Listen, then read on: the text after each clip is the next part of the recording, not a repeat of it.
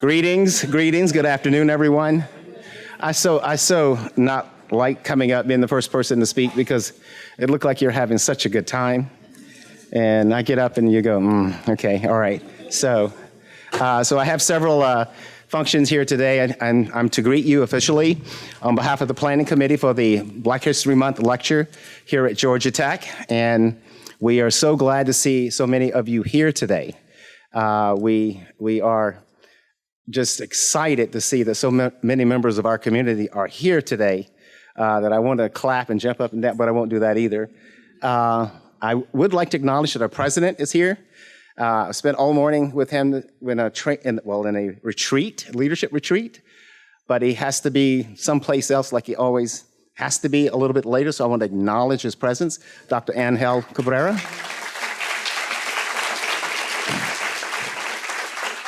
Thank you for being here. So each year we have our Black History Month lecture, as many institutions do, and we use it as an occasion to explore more deeply and understand the history of African Americans so that we can become more conversant with real life energies of efforts around race and those things that make us the American mosaic that we're so proud to be a part of. Our history is a history that's not that widely known. It's not that well known. I've been told by people who say they know that more than 85% of the public schools in our country don't teach Black history, and that it's no wonder that we don't have generations that have come behind us understanding more fully the importance of Black history to American history, and they're one and the same. For example, in this room, if I were to ask the question, what is the significance of 1619? And by show of hands, how many of you are confident that you know what the significance is? Would you show your hands? 1619. So in a learned community like ours, there's still little known about the fact that in 1619 was the year that the first enslaved Africans were brought to these shores in Virginia and sold in what was then British North America. That was a pivotal year in American history. It was a pivotal year in Black history, but it is one that is not well known. I'm very pleased to tell you, though, we here at Georgia Tech have begun to embrace our own Black history. In recent years, we have dedicated memorials or statues in honor of the first three African Americans who were the first matriculants at Georgia Tech.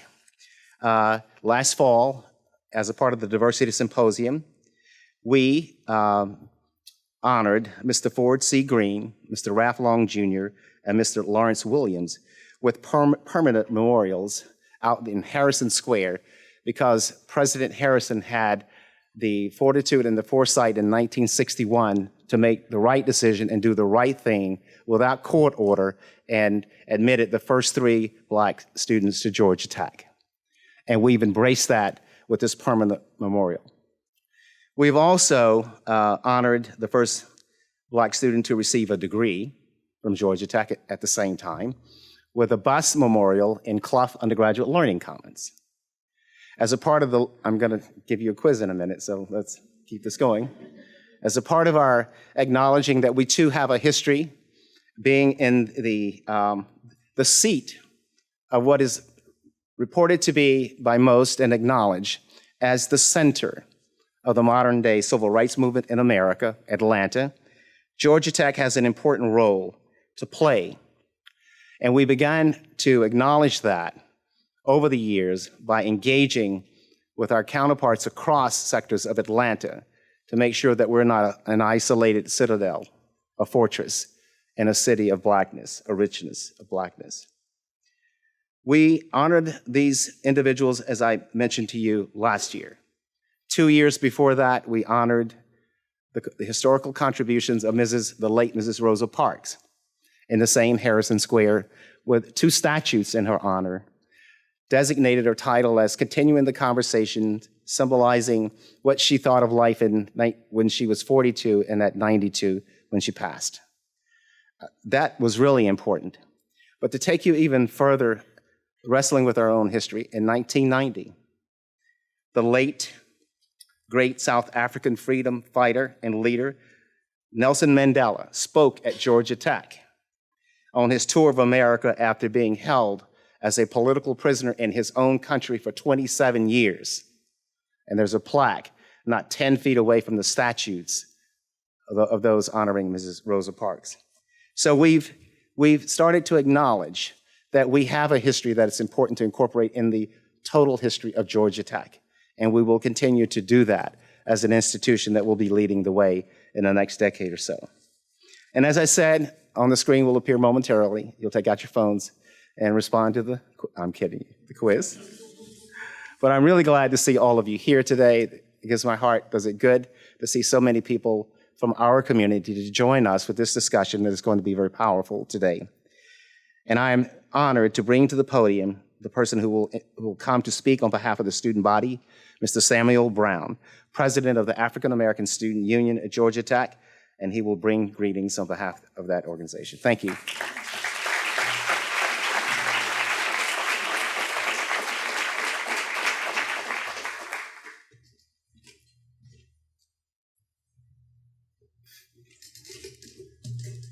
Good evening, everyone.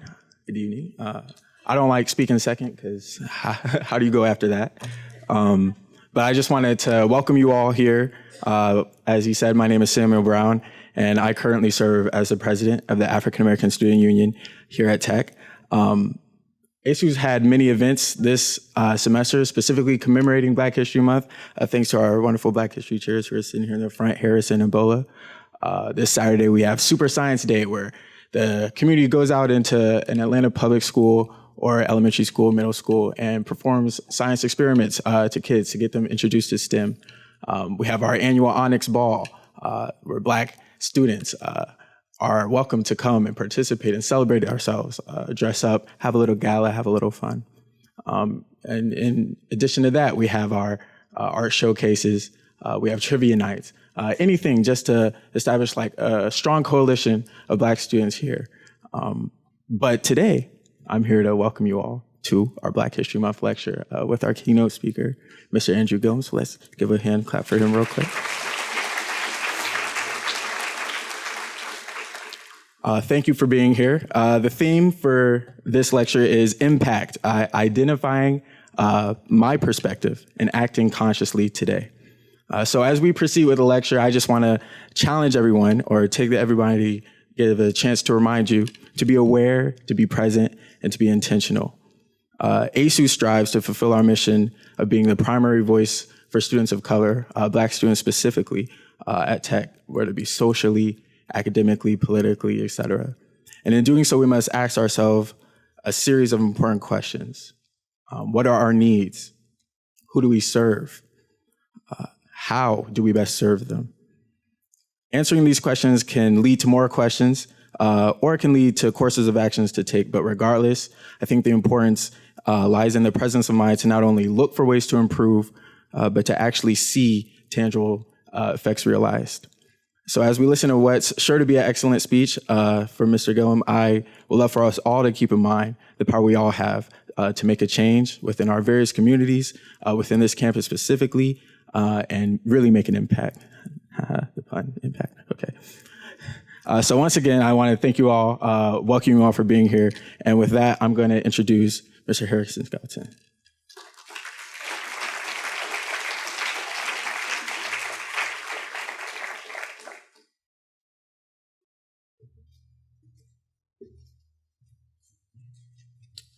Good morning.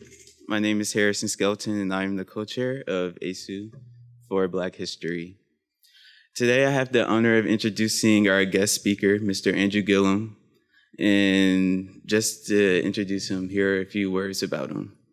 Andrew Gillum inspired millions across Florida and the nation in 2018 when he made history with his victory as the Florida Democratic Party's first African-American nominee for governor. A lifelong public servant, Andrew Gillum is recognized across Florida and the nation as a bold and inspirational leader.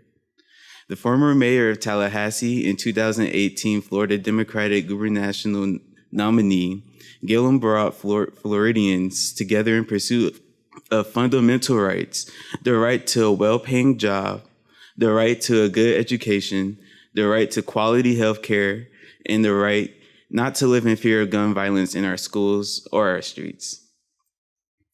Gillum's passion to fight for everyday people comes from his own life's journey. The son of a school bus driver and a construction worker, Andrew Gillum was the first in his family to graduate from high school and college. More than 2 million new midterm voters turned out in Florida in 2018, shattering all records. The movement Mayor Gillum inspired is, without a doubt, responsible. Andrew Gillum's efforts to help lift up his fellow Floridians stretch back more than 15 years. Elected to the Tallahassee City Commission at age 23, he is the youngest person elected in the city's history.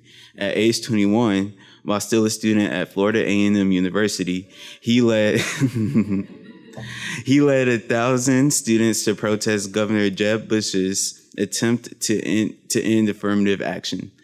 As a city commissioner, he championed restorative justice programs to rehabilitate and educate offenders. He also created public-private partnerships to secure funding for computers and internet access for middle school students. As mayor, Gillum spearheaded the construction of a 20-megawatt solar farm, giving thousands of Tallahassee residents the ability to rely on clean, renewable energy for the first time. Following his historic run for governor, Andrew Gillum was honored as one of the Ebony Power 100 and named a 2019 resident fellow at the Institute of Politics at Harvard Kennedy School.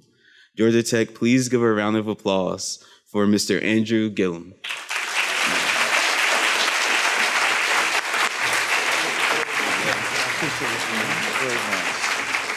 All right. Good afternoon, everybody. Actually, you all are so sophisticated, you have redundancy. So let me turn this mic back on. And then I figured I would get with the program, and I bought a physical copy of my remarks. And then my staff put this computer up here. If you ever wanted to know whether or not you had impact on your visitors, I want you to know that that impact is being felt today, because I don't normally give remarks with a laptop in front of me, largely because if you've ever given remarks with a laptop, you know that the screen always goes dark. And if you got a password, you got to re-enter the password, which is likely going to throw you off of whatever it is that you have to say. And so even though we're here at Georgia Tech, I just want to say redundancy has its limits. I want to thank, obviously, Vice President Harrison for your generous introduction. I appreciate the invitation to be with you all again.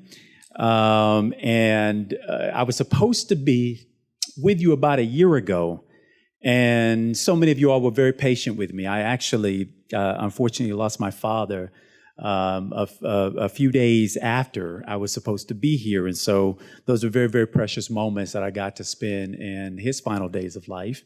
And I didn't want to let too much time pass before I made my way back here. And so I just want to thank you all. For any of you who were here last year, at least fired up and ready for a conversation, thank you for waiting a whole year. And I hope at the end of our Q&A, you will think it was worth it. I want to acknowledge Georgia Tech President Cabrera.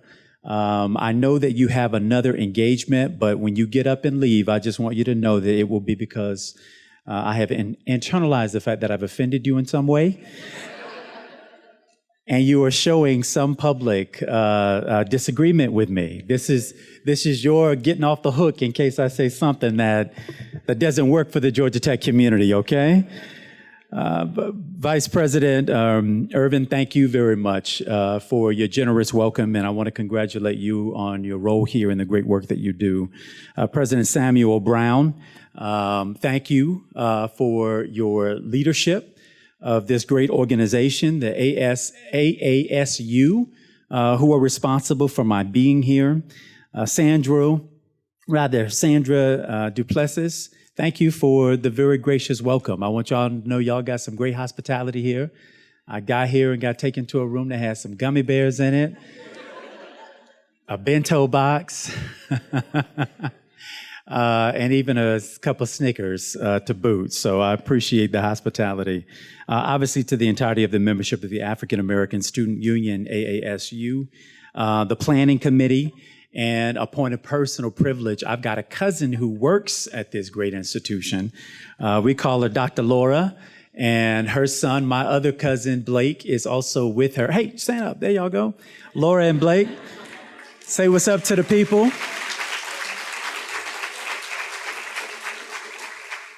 I am extremely thankful to have them here, have them here with me as well.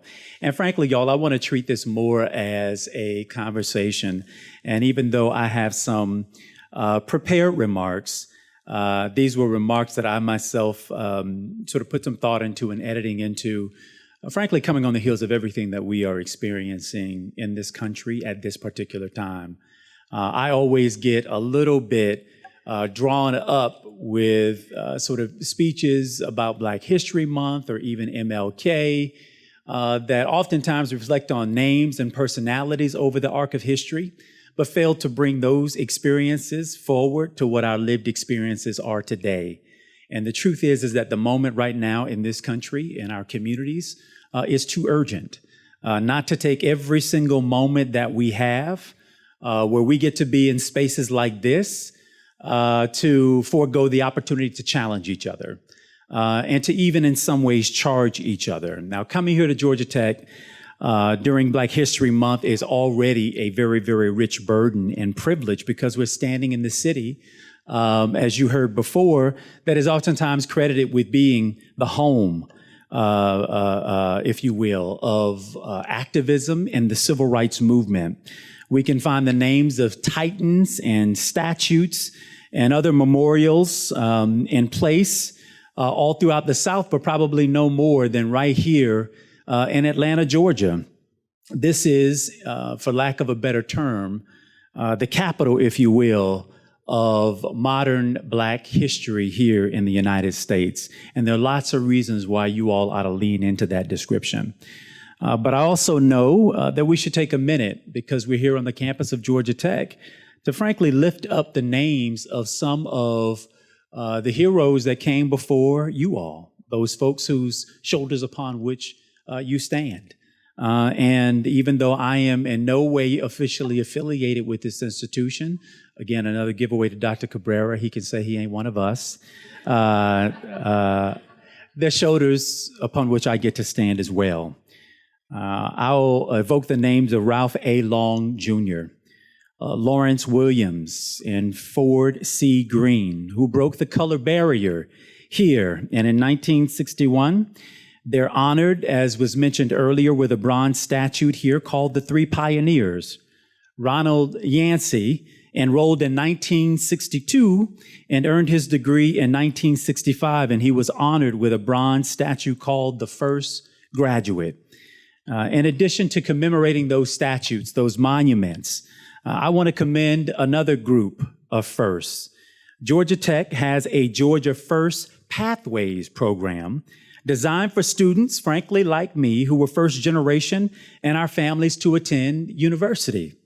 Now, you heard in my introduction that I'm the first of my household to graduate from high school and to graduate from college. And I will tell you, this program and programs like this speak to me, largely because firsts matter. Having examples of what we can be matter. And I will tell you, I wouldn't be here standing before you were it not for some of those examples. And these weren't examples that I got to see necessarily out of people that I knew or interacted with on a daily basis. My examples came in the form, and I say this in the presence of at least one other rattler, at least I could discern when FAMU was thrown out there. If there are any other rattlers in the house, rattler strike two. There are two. That makes three. I can count Georgia Tech of us in the house. And I'll say this in the presence of rattlers. Florida A&M University was not my first choice for higher education. In fact, growing up, my father's advice to me was if I stayed out of trouble and if I did good enough, I could one day go into the military. And that was the track that I thought I was supposed to be on up until I got introduced to this little known school called Hillman College. Some of y'all know about Hillman.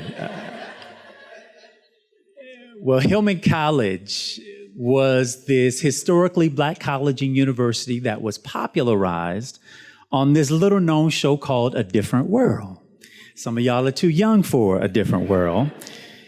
And if you're watching it today, it is in syndication. But I watched it and was real live and on television. Every Thursday night after the Cosby Show, I would sit myself down in front of the television, family TV watching time, and I would watch as people who look like me, talk like me, had different experiences, week in and week out, demonstrated what it was like to be in the academy, in the institutions of higher learning. And because I didn't have the lived experience in my own household of folks going to college and being that very physical example in front of me, A Different World became my go-to, and Hillman College became my North Star. I just knew I was going to Hillman College. I knew I was going to marry either Jaleesa or Whitley Gilbert, likely Jaleesa because she could cook. I was going to hang out with Dwayne Wayne and have my own share of flip-up shades. For me, it would have been multicolored, but nonetheless, I watched that show week in and week out. I got so fixated on it. I remember even when I took the SAT scores, and back in the day, when you took the SAT scores, you were also given a Scantron where you would look at the booklet with all the universities you wanted your scores sent to. And each of those institutions would have a coordinating number. You would have to Scantron in the numbers that went with the institutions you wanted your scores sent to. And so I recall looking at this pamphlet, scouring A, B, C, D, E, F, G, H, and all through the H's. And then I realized, Hillman was an HBCU, so maybe it was at the back of the book. And no shade. And I scoured this manual, got to the back of the book, and there was no Hillman College mentioned. And of course, being indignant, I went to my guidance counselor. And I told her I needed a new form because mine was defective. Hillman College was not there, and none of this is made up. And I sat down with Ms. Linda Aubrey and told her that my form was missing my institution of choice. And Ms. Aubrey looked at me and she said, "Who?" I said, "Hillman College, Jaleesa, Dwayne Wayne, Willie, going through everything, right?" And she said, she leaned back with the biggest belly laugh you would have ever seen and leaned forward and said, "Andrew, that institution does not exist except on television." And she broke my heart that day, but she eventually put me on the trajectory to my would-be Hillman College, Florida Agricultural and Mechanical University, which is my alma mater, and I'm a proud Rattler / Hillman graduate. I share that story a little bit in jest, but I also share that story to just point out the power of example. Sometimes we think of Black History Month as a staid part of our history, that it belongs in the archives, in the books of history, in the arsenals of somebody's library or national archives. But the truth is Black history is living, it's breathing, that we're all building on what came before us. And the truth is that each rung is supposed to go higher and higher. And so for those of you who are students here and are part of the Georgia Tech community, I will consider you as part of those rungs that go higher and higher. I was once told to me by a mentor that we are each put on this earth for a specific time to do a specific work, a specific way. And that if we don't do that work over the course of our life, then that work will never be done.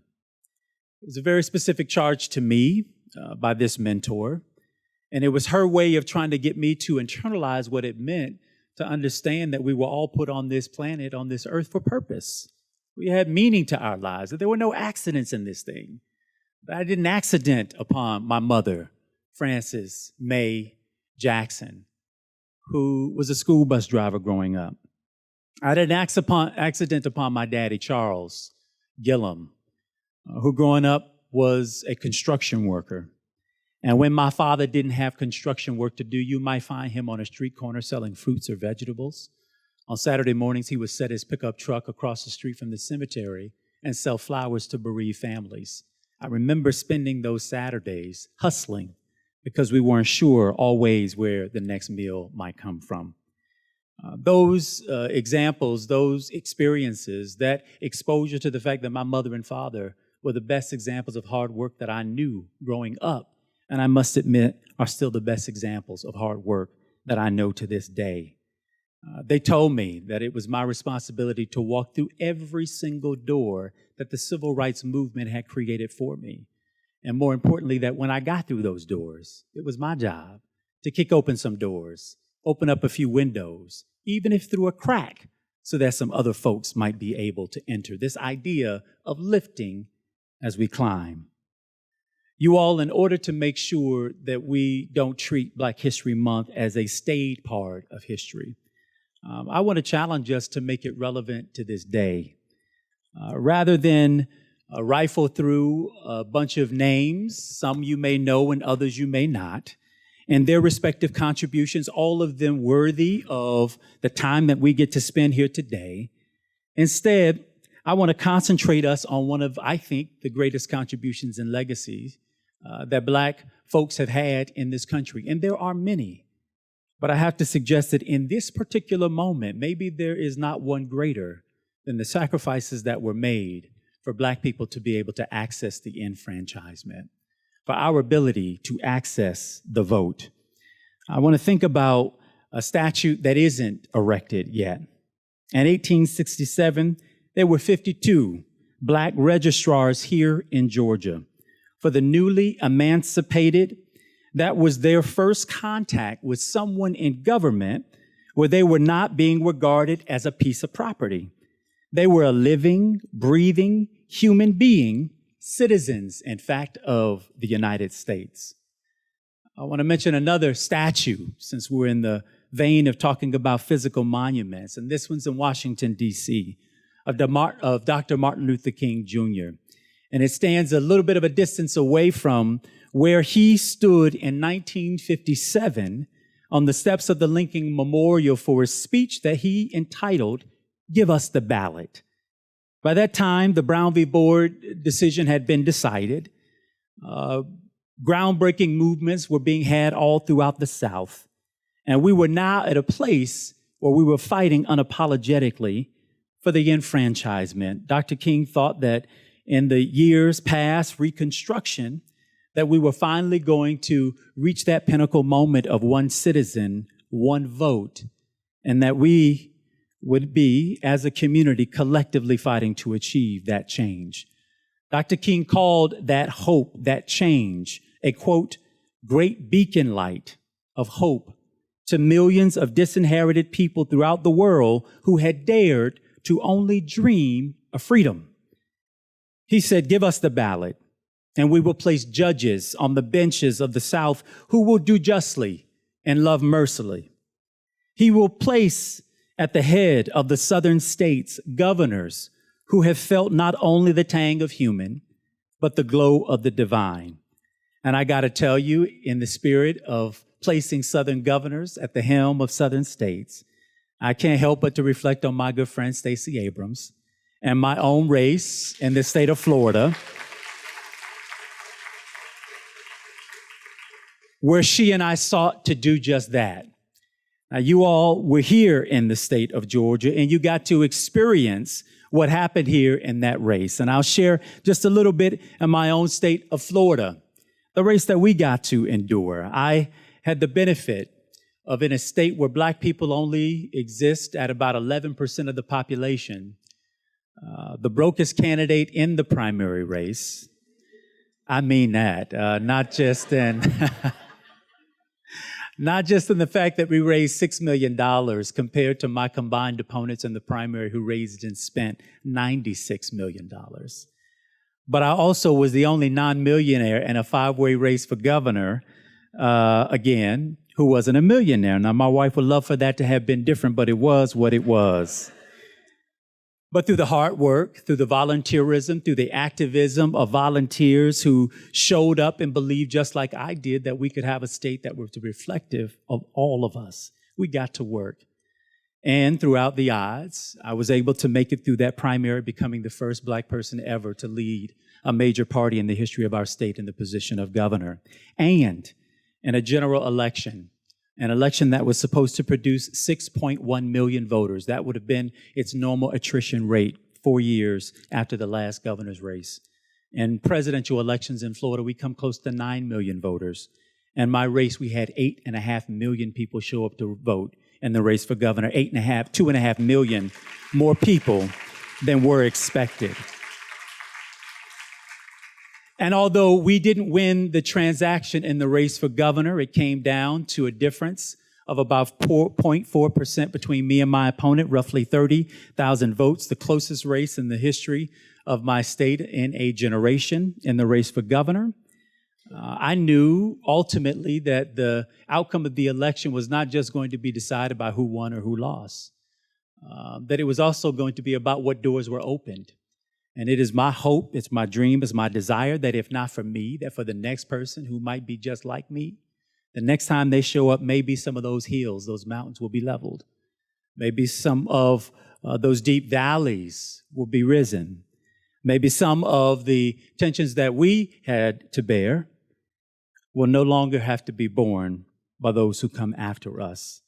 The truth is, the civil rights movement didn't happen overnight, that it took place over decades of people giving their very best, life in some cases, limb in some cases, freedom, their own prosperity, in some cases, for a future that they didn't know if they would or would not themselves inherit. You understand what it means to give that much and to be uncertain about whether or not that's a future you will inherit? It reminds me of the story of the Masai. Some of you all may be familiar with the Masai tribe, an East African village that was known over the arc of history of demonstrating excellence in all things. You see, the Masai were excellent hunters and gatherers. They were excellent warriors. Men and women stood at an average height of 6'4". But the Masai had another remarkable trait, one that I admire greatly, and it's simple, but in my opinion, profound. Anytime a fellow Masai would encounter another Masai, they would greet each other with a very simple greeting. But again, I would consider that greeting profound. That greeting, regardless of whether it was a man encountering another man or a woman encountering a family, would be the same. They would simply say, "And how are the children? And how are the children? And how are the children?" Because they are a society that recognizes that how well we are going to do is based off of how well our children are set up to do. And that brings me back to the legacy of voting.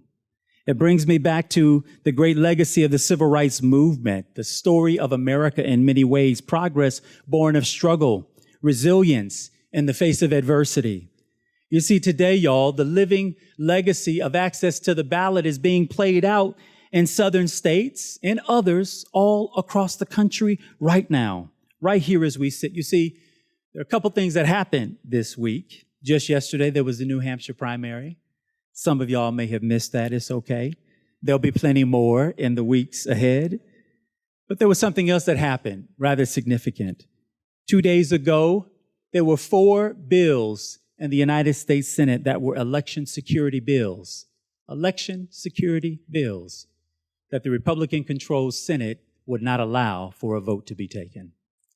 Now, whether you live in a Republican area or a Democrat area or a no-crat area, all of us should be able to understand the benefit of a bill intended to protect each and every one of our votes.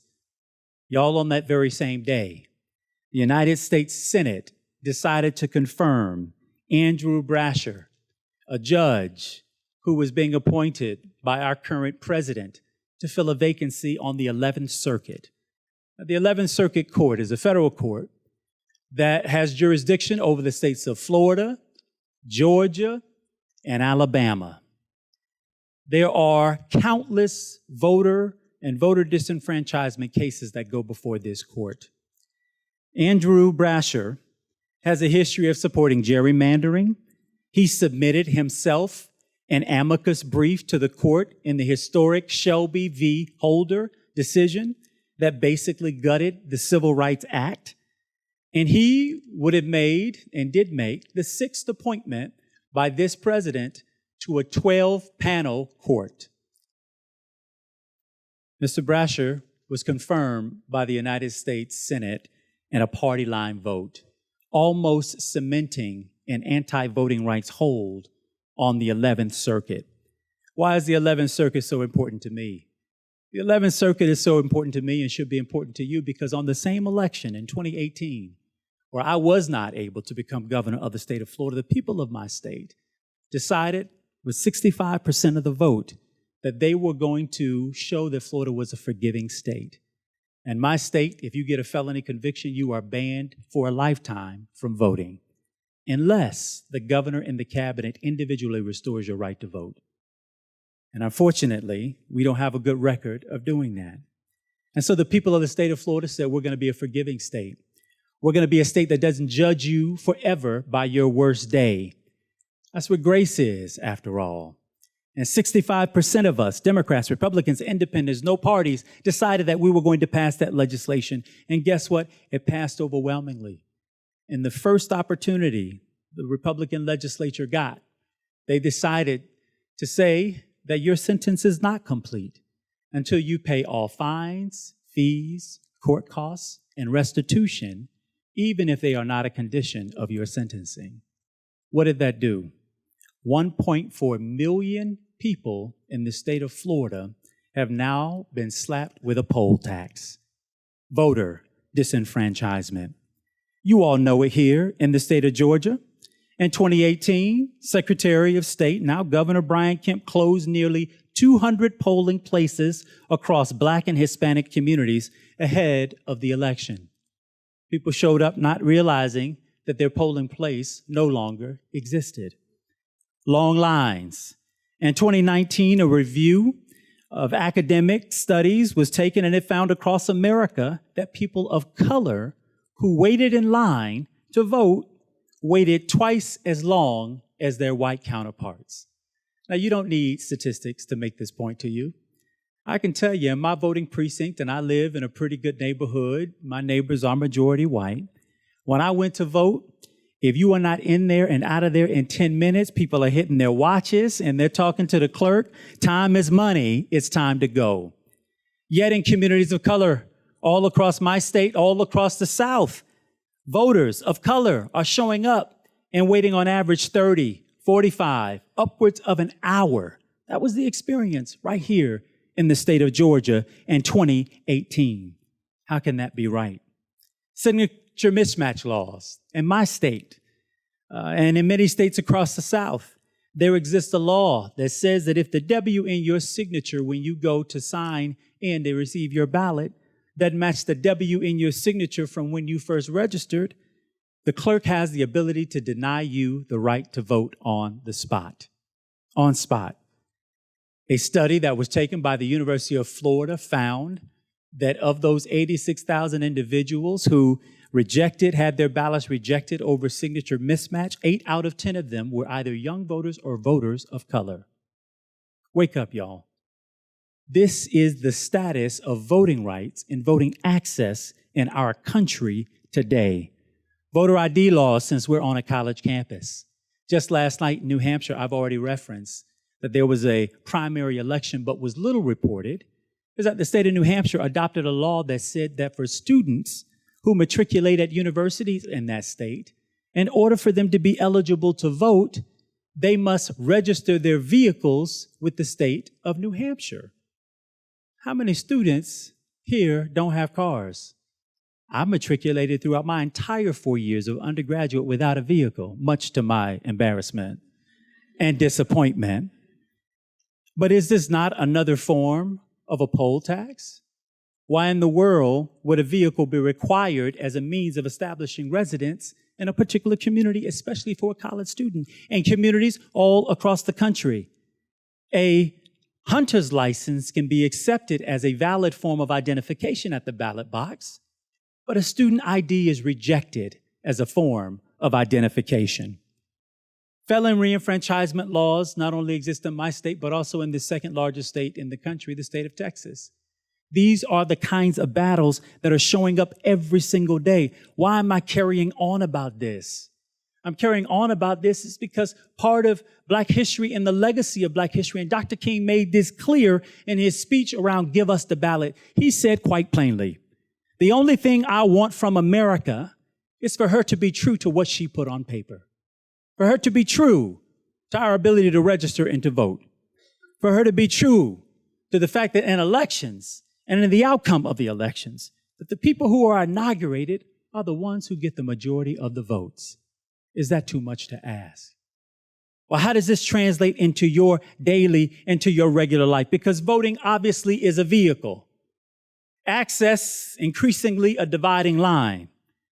But if you don't show up, or if you show up and you get disappointed because you get turned around, it is one of the stinging and most lasting legacies of voter suppression. Why? Because if you can convince a voter that their vote doesn't matter, why would anybody choose to stand in an hour-long line to cast a ballot? Why would anyone choose to advocate? Why would anyone in marginalized and poor communities show up if they have no real belief that their votes will be counted? And so part of the living legacy of Black History Month and the sacrifice that was made before us is the fact that we can't allow for the 1965 Voting Rights Act to just go by the wayside. It impacts our democracy. It determines who gets to be counted, who gets to be seen, who gets to be recognized, who gets to be included, whose concerns get to be addressed. What are those concerns? Well, if you're a student, maybe it's college debt. I know y'all at Georgia Tech and y'all rich, so ain't nobody here with college debt. But I know plenty of folks, my wife included, we still working on it, where college debt is a real thing. What are those issues? Maybe it's health care. Maybe you've crossed the 25 age limit, or maybe you got married in that period of time, and so maybe you can no longer situate yourself on your parents' health care. What does it mean to be a working person to be terrified of getting sick? Because if you get sick, you can't go to work. And if you can't go to work, you can't earn a wage. And if you can't earn a wage, you can't pay your bills. And if you don't pay your bills, your light gets cut off. Your rent doesn't get paid. You get an eviction notice. These are real lived consequences. What does it mean when we don't show up to vote? The justice system looks different in this country. Who gets to get justice? And then who gets justice just for us? Read the newspaper today, y'all. You could make a very clear parallel between what's happening in our justice system around who gets justice and then which justice is just for us. And I don't mean us. Y'all, when we don't vote, communities in economic despair continue to be burdened with the sacrifices of what it means to carry the load for not just building, getting up every day to build our communities and sustain our communities, but they're also laden with the burden that they can't even afford to live in the communities in which they are sustaining. What does it mean to vote? It means the teachers who do, in my opinion, the most difficult work that exists on earth, the making, molding, shaping, cultivating, inspiring of the minds of our most precious gifts, our children. When we don't vote, it is easy to see how teachers don't get paid what they're worth. When we don't vote, we see an economy where the divide between those who have and have not is getting much, much more steep, much, much more great. And what ends up happening, y'all? People who end up working jobs that are jobs without dignity. What does it mean to have a job with dignity? A job with dignity means not only you get to go to work and maybe get access to health care, but a job with dignity means a job where work equals more than just your wages, where work maybe equals enough that you can earn enough to take a vacation every once in a while. And that shouldn't be too much to ask. This Black History Month, we've got to resurrect those images and sacrifices from the past. The work that Dr. King did to lay a foundation upon which all of us get to build from. The sacrifices that were made by names of people we cannot call, by faces we cannot recognize, but people who stood in the gap for each and every one of us. My grandmother used to put it this way. When I was growing up, because my mother and father would have to get off to work so early in the morning, they would load all of us up, and I'm one of 7 kids, so you can imagine we weren't all sitting in seat belts and car seats. And they would drive us a little bit further to my grandmother's house, Ella Baker Jackson, where we would get out. My grandmother would allow us to sleep a little while longer before she would get us up and ready for the day. Before we would cross the threshold of the door, my grandmother had a tradition, a ritual, if you will, that she would perform. The first thing she'd do is she would take her bottle of olive oil. She called it blessing oil, even though you could buy it from the store. Hers was special. And she'd twist off that top of olive oil and dip that bottle of olive oil over into one finger and take that one finger and build a cross across my forehead. It was her way of sending us out into the day with a blessing that no harm would come our way. And then she would have this mantra that she would repeat. She would say, "Boy, go to school." Just like that. Mind your teachers. Get your lesson, and one day bring it home. She said, bring it home for your little brother and your little sister who don't know what it is yet. Bring it home. Bring it home for that little boy down the street that you play with. God knows where he gonna end up. And she was right. His name was Tyrone. And Tyrone was always in trouble, y'all. He in trouble to this day. If you are a Tyrone, you have our sympathies. She said, bring it home for your mama and your daddy who get up every day to get out there and slave on somebody else's job in order to keep a roof over your head and clothes on your back and food on the table. Bring it home. I must admit, I didn't always know what my grandmother was trying to communicate to me in those moments, but I would come to learn that what she was trying to say to me was that it wasn't just about me. It wasn't all about me. There was a belief that we were in this thing together, that if I went far in life, we would all go far in life, that if I did good, we would all do good. If I made money, we all made money. And Lord, isn't that still the truth? But there was a sense that we as a community were part of a collective. And so whether you feel directly connected to the litany of issues that I may have mentioned around why it is we might vote, I hope you understand that we're all interconnected in this thing. Dr. King talks about us being inextricably tied one to the other.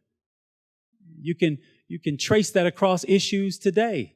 If our kids aren't educated and they end up out in the streets and end up committing crime and crime rate goes up, it doesn't just impact one community, it impacts the reputation of an entire community.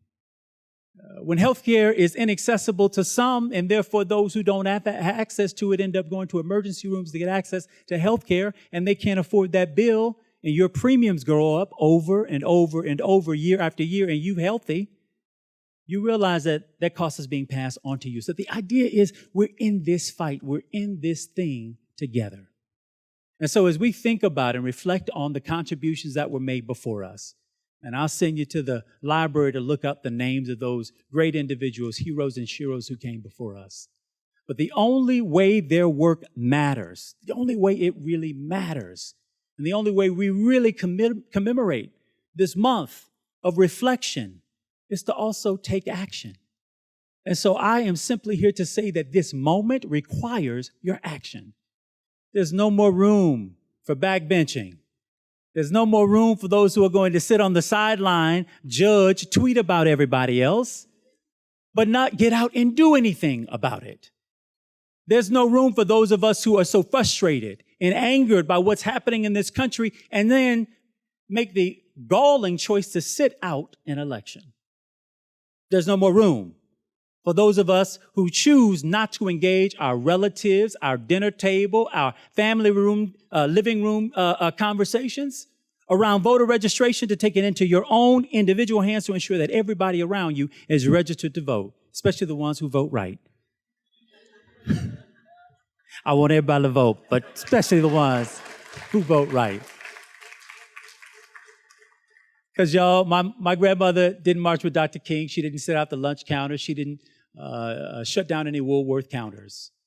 But she made sure that I was aware of the people who did. More than that, she imbued in me a spirit of giving back, of lifting as we climb, and of each rung going higher and higher and higher. Most importantly, she imbued in me a refrain that I'll never forget. So on behalf of my grandmother, Ella Baker Jackson, not the famous one, but the one who's famous to me, I charge you here at Georgia Tech to bring it home, y'all. God bless you, good luck, and happy Black History Month. God bless you. Thank you for the opportunity.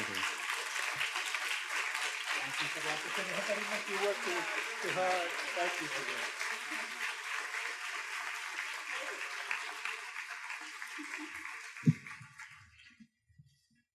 All right, we got a little Q&A for those of you all who may have questions. So I've been told to the bad person again. We have 4 or 5 questions we can run it today. There's a time, so the mic's here. Please don't be bashful. Hit a mic. Don't hit the mic, but you know.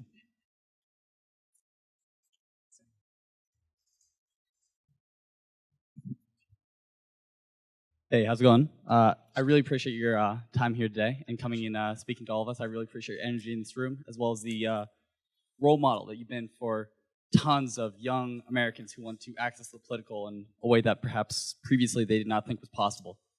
Now, so my question is a little bit long, so please bear with me. But while an array of race issues domestically have seen a much-needed increase, still not enough, in visibility in the recent years, the role of U.S. hegemony and its effect on people of color internationally is still much less questioned.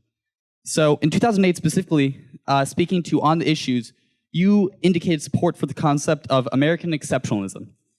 The controversial notion, which many would call a myth, has acted as the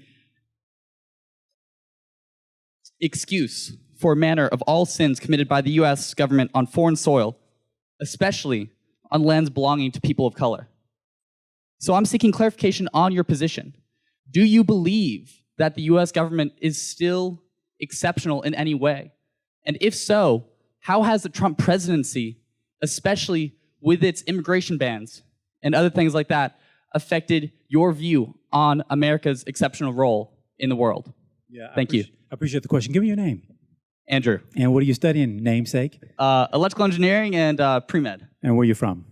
Atlanta. Atlanta. All right, this is home. Thank you for the question, Andrew. And the quick answer is yes, I do still believe that America is exceptional, and that is without regard to the occupant of the White House.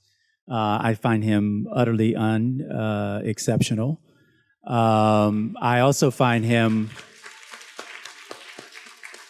See, this is the part I needed the president to be gone for, and if anyone else needs to excuse themselves and disassociate from my comments, this would be the time.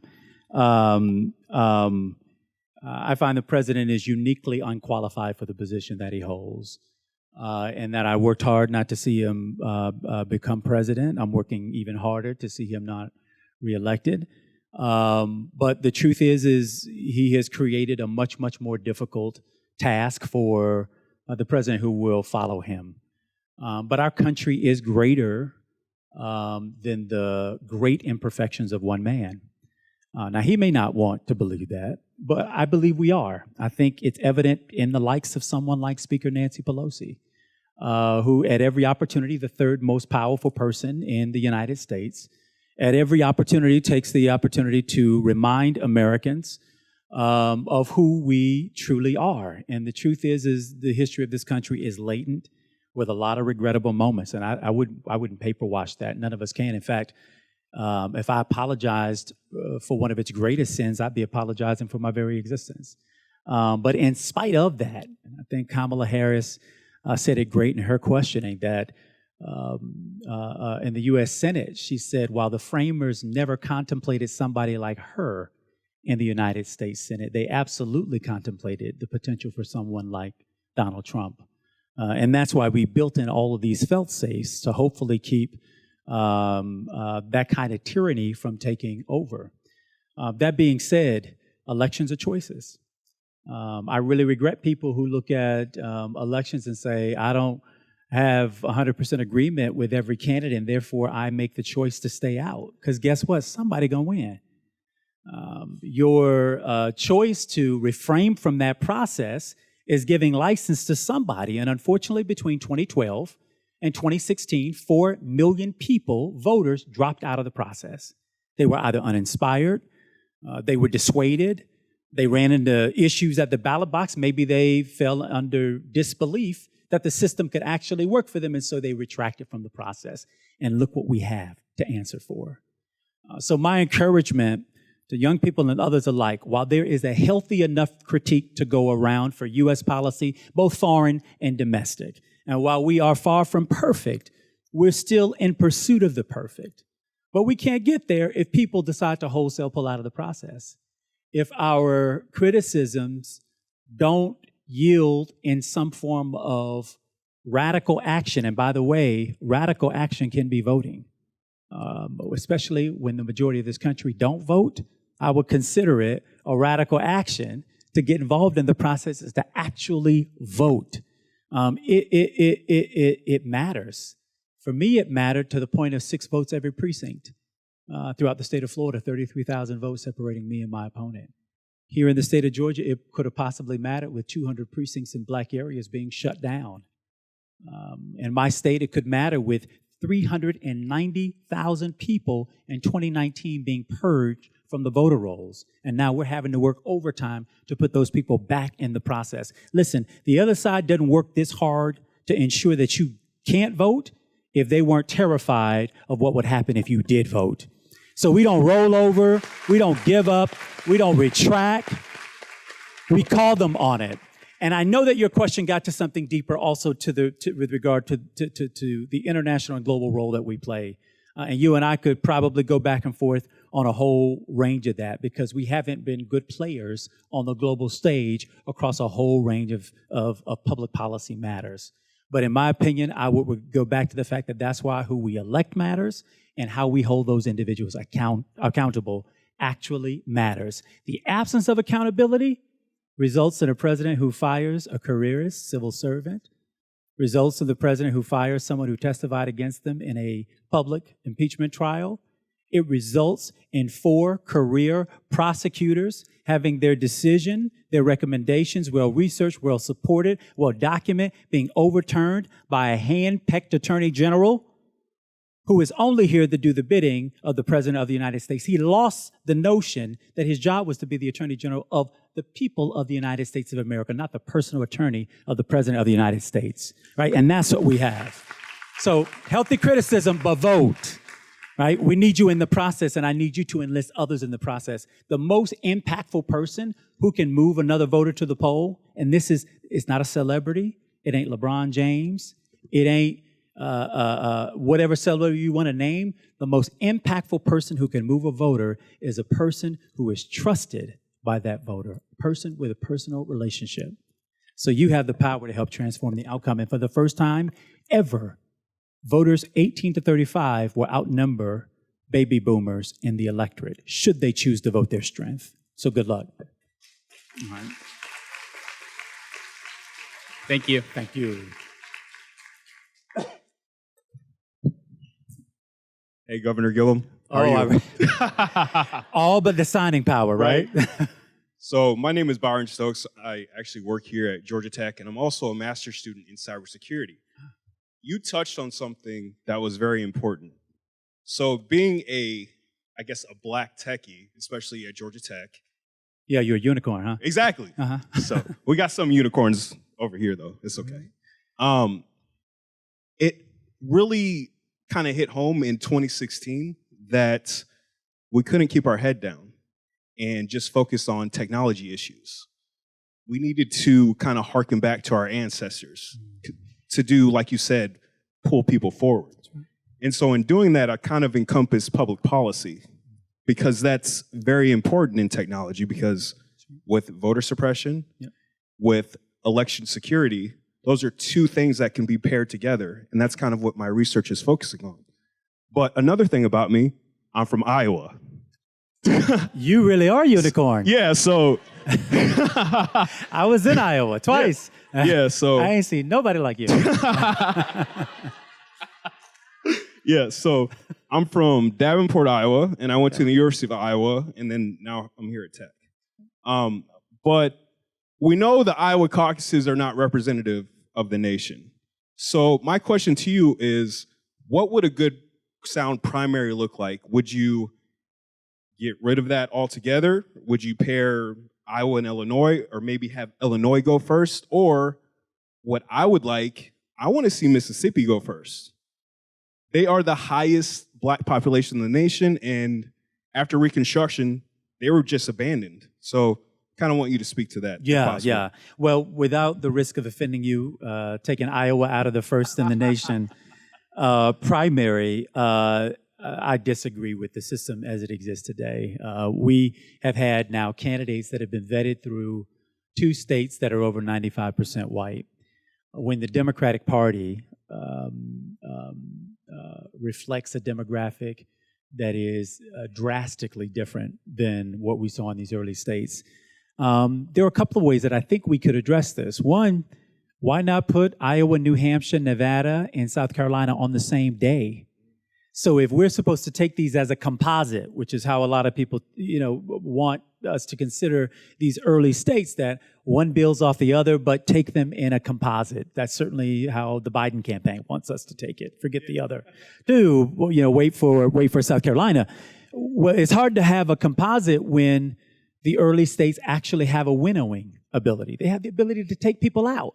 In fact, it's quite possible that the candidacies of Kamala Harris, Cory Booker, may have made a different choice to stay in had we actually not had those 2 states go first where they were not polling very well, and included Nevada and South Carolina as a part of it.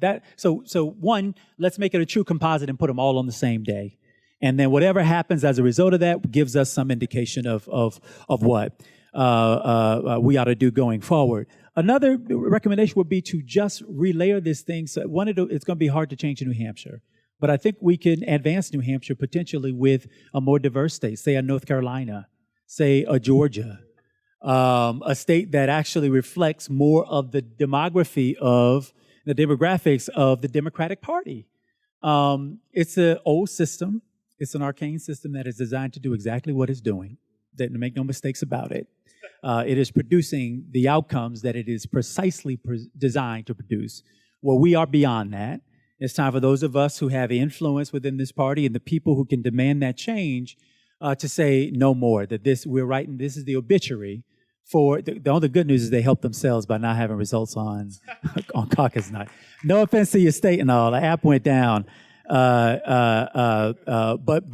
maybe what we will see is a true conversation within the Democratic Party, the Rules Committee, the DNC, that will reshuffle the way this thing looks. And I will tell you, this is not a new conversation. It's been had before, and the people in power have chosen to keep it just as it is because they like it just as it is, right? So we've got a chance to change that. I'm hoping that we'll do that through this process. I'm in a complete agreement with you that we need more diverse states that go first. No sense in having the states that get the win or the feel not look anything like the demographics of the majority of the party that nominee is supposed to represent. No offense to Iowa. No, you're good. All right. Y'all got a great state, man. Great state. Y'all get that technology worked out.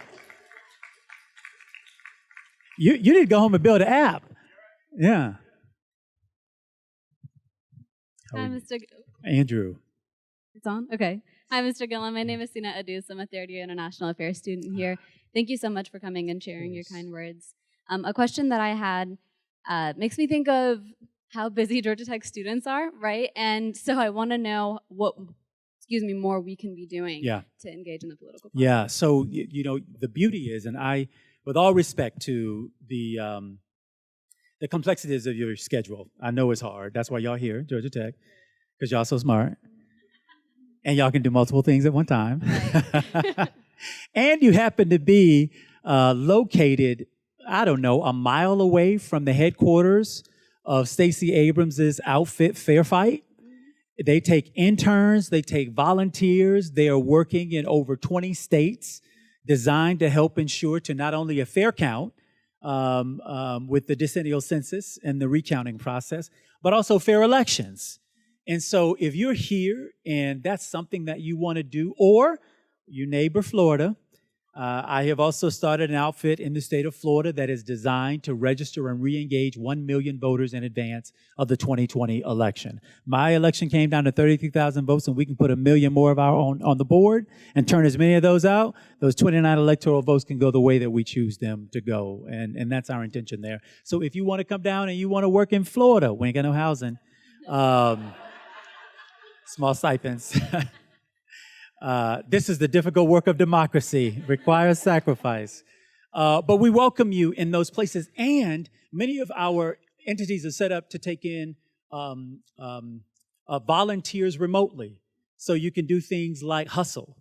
And it's an app. I don't mean go out and hustle. But it's an app where you can text a person who is unregistered, a database that we can provide you, and say, you know, hey, my name is Andrew. I'm from the state of Florida. I'm attending school at Georgia Tech. And I noticed that you're not registered to vote. This is why I believe it's important to be registered for the 2020 election. Can I count on you to go to this link and register, right? And now, because the laws don't allow you to mass text, it takes an individual at the other end of every single one of those text messages.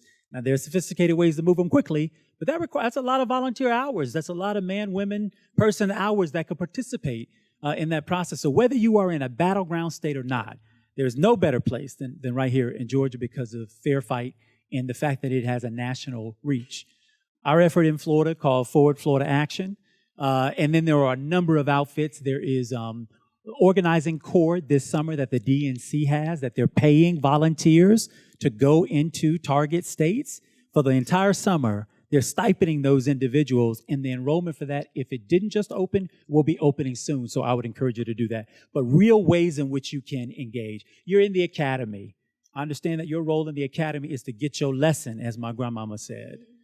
But also your role in the academy is to never leave this place the same way you arrived. And as much as you get in the academic space within the academy is not just your classroom. It's the relationships you make. It's the time in which you spend in those open hours where you can have transformational impact. And so I would just say part of being fully in the academy means being able to stretch yourself. And I trust you are brilliant people and can do that. Stretch yourselves in ways that allow you to, I think, have some real impact and, again, emerge off this campus different than how you arrived. Good luck to you. Thank you. And I think we may be are we at one? Last one? Right, last one. Mr. Gillum. Appreciate your time and your remarkable words. Really quick, by the way, what I'm doing right now on campus in this semester is starting a new chapter of Fair Fight U, which is a network of college chapters across Georgia, hoping to help the work that Fair Fight Action is doing. So if a student here is interested in being involved in that, we're just getting off the ground now. Come find me after this. It's good recruitment, man. It's good. Yeah, I'm glad I let her go first. But I guess my question to you is has something to do with the work I'm trying to do on campus this semester and this fall. And that is, I think that the people in this room and the people who are engaged in these type of issues are well aware of the issues with voter disenfranchisement, and they're aware of their personal rights as people of color, as people who are young, as students, and the work that's being done against their ability to vote. So I guess my question to you is, do you have any words or advice to me in terms of how to reach out to the people who aren't affected by these type of issues and how to bring them in and say, I know this doesn't affect you, but it's important that you're engaged in this matter because we need everyone we can get. Yeah, well, one, if they're students, they are affected. They may or may not know it, but they absolutely are impacted by these laws. We are fighting litigation around the country literally every day to ensure that students have access to the ballot box. Given their druthers, these folks would completely wipe you off the map, largely because of what your voting patterns suggest, what they dictate. There's no effort to see you, to make it, to have you have the ease of voting. So I think that's one thing. Let folks know that they really are impacted by this. The other thing I would say is I think that we have to approach folks, we have to meet people where they are. To the folks who have gotten hardened by politics, there's likely a narrative that accompanies that hardening. Something didn't work. I tried it one time. It didn't work out. I voted for a candidate. I believed in Stacey. I went out hard and voted, and look what they did. I believed in Gilliam, and I worked harder. I sent money, and then look what happened in that race. There's usually a narrative. You got to hear that narrative. Let people get that out, because that's a part of the process as well. And then, to the very best of your ability, try to come back with the fact that elections are choices. That if you choose to stay out of it, it is not that a winner won't be declared. A winner will be declared. Now, do you want your fingerprints on that, or do you just want to have to live with the consequences of having stayed out of the process? My guess is, if pushed, most people don't want to live with the consequences of what we have had to endure these last 4 years. The other thing is let people know from an advocacy standpoint, and I don't take this for granted that everybody knows how change happens. An election is like the point of entry. That's the front door. Once somebody gets elected, they actually got to go do the legislating. I mean, somebody has to be there to hold them accountable, to keep asking on it, to email them, to tweet at them, so on and so forth. So I would say, one, don't take for granted what people know and what they don't know about the process and about who is against them. Two, listen to their stories, why it is that they arrived at that place. And then three, be prepared to do your best pitch effort around elections or choices, and that they have a choice to make, and quite frankly, can benefit from that choice if they choose to be involved in the process. But don't be dissuaded. The civil rights movement, everybody didn't march in the civil rights movement. Everybody say they marched. Everybody say they sat in. But all great movements and social change in this country, and I can think of very few examples. Maybe Gandhi would be one, but even that was a percentage of the population. Maybe Montgomery bus boycott would be another example where you saw more mass movements of people unilaterally deciding to participate in that civil disobedience. But by and large, it is always a few people who engineer these things. And you don't need everybody at the strategy table. And by the way, you don't want everybody at the strategy table. But everybody has a role to play. And if they don't do that work, then that work will never be done. To accept that mantra that was charged to me, if they don't do that work will never be done. So you have a role to play. You're an organizer. You facilitate this thing. And you get other organizers to work beside you, underneath you. And then you get those acolytes out there who you have to tell their personal stories and move them into this movement space. And then you have the accountability agents who make sure they turn up, show out, vote like their lives depend on it, because the truth is they do. All right? Good luck to you. Of course, I wish you well.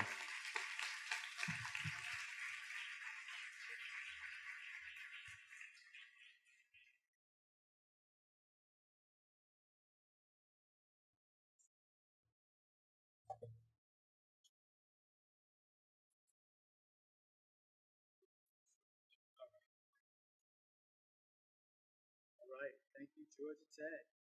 Can we get a little scholarship for my kids at 5? Because one day, I'm sorry, they're Hillman destined. So.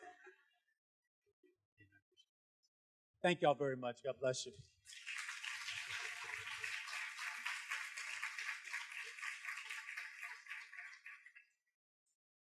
My name is Bola Fatoki, and I am one of the co-chairs for. My name is Bola Fatoki, and I'm one of the co-chairs for Black History Month committee here at Georgia Tech through ASU. And I would like to thank all of you guys for coming today and hearing Andrew Gillum speak on what he just spoke about. And as we said before, our theme this year is impact, which stands for identifying my perspective and acting consciously today. So as you leave this lecture series, I encourage you guys to stay educated, communicate with others, and make sure that you're impacting your community. Thank you.